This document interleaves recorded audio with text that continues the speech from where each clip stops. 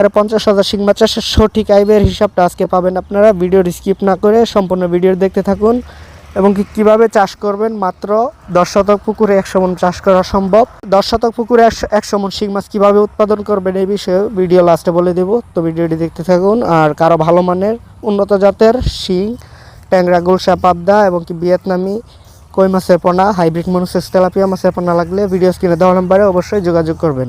আমাদের ঠিকানা ত্রিশাল, ময়মনসিংহ। সারা বাংলাদেশে আমরা মাছ সেল দিয়ে থাকি।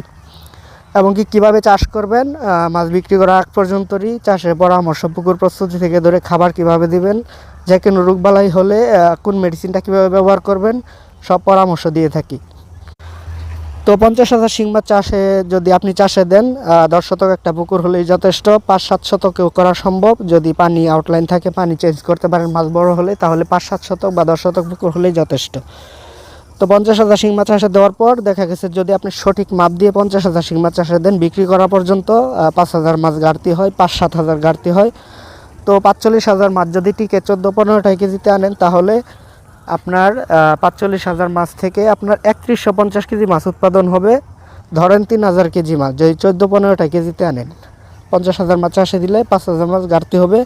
45,000 মাছ থেকে আমি হিসাব করে দেখেছি 3150 কেজি মাছ হয়। তো 3,000 কেজি ধরলে আপনার প্রতি 1 কেজি মাছ উৎপাদনে খাবার লাগে 1200 গ্রাম। খাবারের যে রেট বর্তমানে 170 টাকা কেজি বা 100 টাকা কেজি। তো 1200 গ্রাম খাবারে মাছের পোনা কিনা সহ যে কিনা ওষুধ মানে টোটাল হিসাব হচ্ছে 140 থেকে 150 টাকা খরচ হয় 1 কেজি মাছ উৎপাদনে। তো 50,000 মাছ বর্তমানে ডেলিভারি চার্জ সহ এক রেটের পোনা যদি